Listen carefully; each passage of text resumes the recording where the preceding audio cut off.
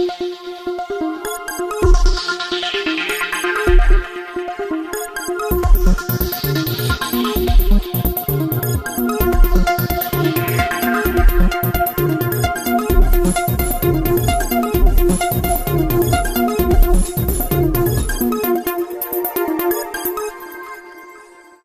နာသိန်းခဲ့တဲ့လက်တွေတိုင်းပြည်နဲ့လူထုအနာဂတ်ရှင်းလင်းစရာဆက်ဖြစ်နေမလားဆိုတဲ့သတင်းကိုတင်ဆက်ပေးသွားမှာဖြစ်ပါတယ်။သမ္မတလှုပ်ချင်လို့နိုင်ငံအာဏာကိုစစ်ကောင်ဆောင်ကသိမ်းယူခဲ့မှုကြောင့်တိုင်းပြည်ဟာရစရာမရှိအောင်စုပ်ပြတ်တက်လာတဲ့အခြေအနေမှာနောက်ထပ်9နှစ်တာဆက်လက်အုပ်ချုပ်ဖို့အယက်သားအသွင်ပြောင်းလဲလိုက်ပါတယ်။အာနာသိန်းချိန်ကနေသမ္မတမရွေးခင်တီစစ်ကောင်ဆောင်ကရွှေကောက်ပွဲကျင်းပပြီးအနာရပါတီကိုနိုင်ငံတော်တာဝန်တွေလွှဲပြောင်းပေးသွားမယ်လို့အမြဲတစေဟစ်ကြွေးခဲ့ပေမဲ့လက်တွေမှာတော့စစ်ယူနီဖောင်းချုပ်ကသမ္မတဝိယုံလှည့်တဲ့ဖြစ်စဉ်ထက်မပိုပါဘူး။စစ်ကောင်ဆောင်ရဲ့အာနာသိန်းမှုကနေအရင်ခံလာတဲ့စစ်အုပ်ချုပ်ရေးရှမ်းရကနေအယက်သားအစိုးရအသွင်ပြောင်းတဲ့အုပ်ချုပ်ရေးရှမ်းရအဖြစ်ဆက်လက်ပတ်နိုင်အောင်အကွက်ကြကြစီမံထားတဲ့အရွှေတစ်ခုသာဖြစ်ပါတယ်။ဒါကြောင့်လည်းတက်ချုပ်ရာထူးကိုဆွလို့ပြီးကြံခိုင်ရေးပါတီကနေအဆိုပြုတဲ့သမ္မတလောင်းအဖြစ်ပြည်ထောင်စုလွှတ်တော်မှာမဲခွဲဆုံးဖြတ်မှုနဲ့ဗိုလ်ချုပ်မှုကြီးမင်းအောင်လှိုင်ဟာနိုင်ငံတော်သမ္မတရာထူးကိုအရာယူနိုင်ခဲ့တာပါ။လေးလာသူတွေကတော့သမ္မတလှုပ်သူရဲ့အုပ်ချုပ်မှုအရေးချင်းကလည်းကိုကျိုးစီးပွားကိုသာရှေ့ရှုမိအနေထားဖြစ်တဲ့အတွက်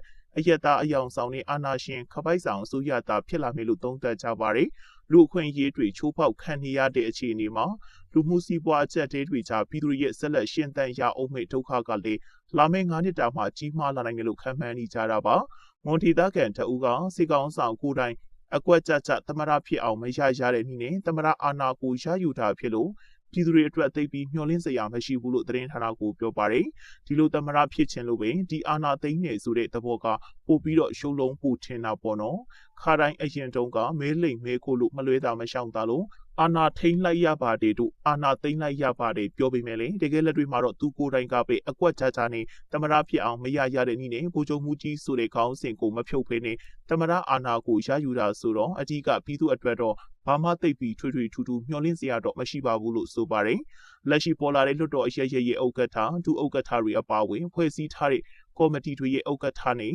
အတွေ့အမှုတွေကလည်းစေဖို့ချုပ်တွေနဲ့စစ်တပ်ဩဇာခံကြံ့ခိုင်ရေးပါတီကကိုယ်စားလှယ်တွေလွှမ်းမိုးထားတာဖြစ်ပါတယ်။ဒါဟာလွှတ်တော်3ရက်လုံးအတွက်အာဏာချိန်ခွင်ရှာတွေဥပဒေပြုရေးတွေကိုထိန်းညှိပေးမဲ့အခြေအနေတွေရှိုင်းနေသွားပြီးတပ်ပါတီအာဏာရှင်စနစ်ရဲ့ကိုစားပြုမှုအောက်မှာတိုင်းပြည်ဟာချွတ်ချုံကြအောင်မဲ့အခြေအနေပါ။တစ်ဖက်မှာအတူရောင်ရွှေခောက်ပွဲကနေတက်လာတဲ့လွှတ်တော်ကိုယ်စားလှယ်တွေနဲ့အစိုးရအဖွဲ့တွေဟာပြည်သူကိုစားပြုမှုမဟုတ်တော့ဘဲအာဏာကိုလက်ဝေခံသုံးစွဲပြီးအယက်သားအာဏာရှင်လိုမျိုးဖြစ်ပေါ်လာမယ်လို့လေးလာသူတွေကထောက်ပြကြပါတယ်။ဒီအတွက်ကြောင့်လွှတ်တော်ရဲ့အဓိကအလုပ်ဖြစ်တဲ့အစိုးရကိုစောင့်ကြည့်ထိန်းကျောင်းမဲ့အရေးဟာ2021အာဏာသိမ်းမှုကိုခေါင်းဆောင်ခဲ့သူဦးဆောင်နေအစိုးရဖြစ်လာမှာမို့ဒဏ်ရာဖလက်ပွားနဲ့တိုင်းပြည်ကပြည်သူတွေရဲ့အနာဂတ်အတွက်ရင်လေးစရာပါ။မွန်ပြည်လူ့အခွင့်အရေးဖောင်ဒေးရှင်း Program Director နိုင်အေးမွန်က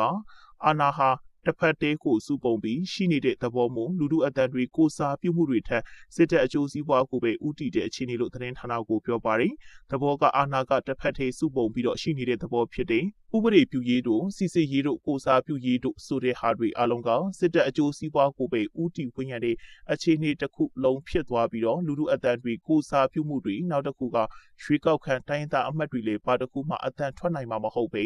သူတို့ပြီးတဲ့လာစာအခွင့်အရေးအာဏာမစုမပို့တွေယူပြီးလွတ်တော်တက်လွတ်တော်စင်အနေထားလောက်မှပဲရှိမဲ့သဘောတော့ဖြစ်သွားတယ်။ဖွံ့ဖြိုးရေးတိုးတက်ရေးဆိုတာလည်းဘာမှညှို့မှန်းလို့ရှားမှာမဟုတ်တဲ့9နှစ်တာအခြေအနေကိုဆိုက်ရောက်သွားမှလို့ဆိုပါတယ်။စေကောင်ဆောင်ရဲ့သမရအိမ်မက်ကိုအကောင့်ထဲပေါ်တဲ့နေရာမှာကနအူအနေနဲ့2020ပြည့်နှစ်ရွေးကောက်ပွဲမင်းမတာမှမှုအကြောင်းပြပြီးနိုင်ငံခေါင်းဆောင်တွေကိုဖမ်းဆီးချုပ်နှောင်ကနိုင်ငံတော်အာဏာကိုသိမ်းယူခဲ့တာဖြစ်ပါတယ်။ဒီအပေါ်ဒီမိုကရေစီလိုလားတဲ့ပြည်သူတွေကအာဏာသိမ်းမှုကိုငြိမ်းချမ်းစွာဆန့်ကျင်ဆန္ဒပြရမှာစစ်တပ်ကလက်နက်အားကိုပြီးအကြမ်းဖက်ဖြိုခွင်းမှုတွေဟာအယက်သားတွေကိုသွေးမြေကျစေခဲ့တယ်လို့အချုံနှောင်လေးခံခဲ့ရတာပါဒါကြောင့်လက်နက်ကိုင်လန်းစဉ်ကိုရှောက်လန်းခဲ့ချိန်မှာတော့စစ်တပ်ရဲ့ရက်ဆက်ကြမ်းကြုတ်မှုတွေကြောင့်ပြည်သူတွေရဲ့ဘဝများစွာဟာတီကွဲရှင်ကွဲတွေနဲ့ပျက်စီးကျိုးကျခဲ့ရပြီးတနတ်တန်ဘုံစံတွေကြောင့်အိုးပြစ်အိမ်ပြစ်နေရဆုံးခွာခဲ့ကြရပါတယ်